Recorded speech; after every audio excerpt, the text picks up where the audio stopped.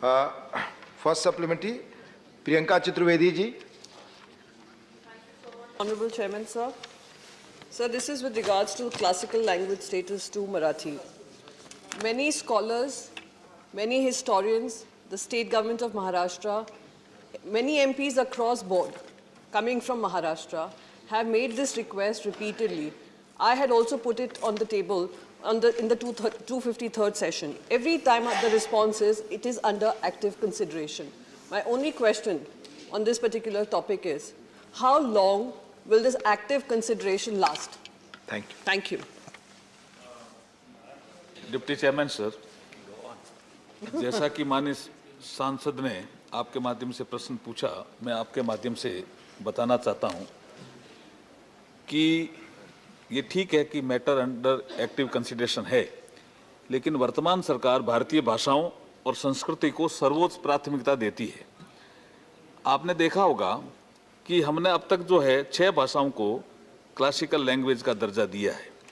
ये गृह मंत्रालय का एक नोटिफिकेशन था 2004 का, उसके तहत एक नोटिफिकेशन 25/11/5 को निकला, जिसमें गृह मंत्रालय ने संस्कृति मंत्रालय को ऑथराइज किया क्लासिकल लैंग्वेज के दर्जा देने के काम को। इसमें फिर हमने एक लिंग्विस्टिक्स एक्सपर्ट कमेटी बनाई। इस कमेटी के माध्यम से साहित्य अकादमी में मैटर गया।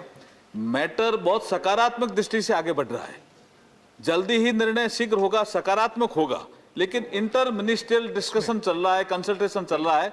जैसे ही निर्णय आएगा हम आपके माध्यम से माननीय सदन को, संसद को अवगत कराते हैं। धन्यवाद। माननीय श्री विनय सहस्त्रबुद्धे जी।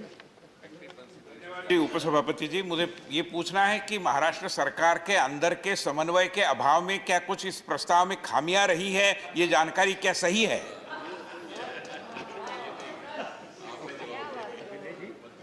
डिप्टी चेयरमैन सर, जो माननीय सांसद ने प्रश्न किया है, जैसे मैंने कहा कि लिंग्विस्टिक एक्सपर्ट कमेटी इस काम को जांच रही है।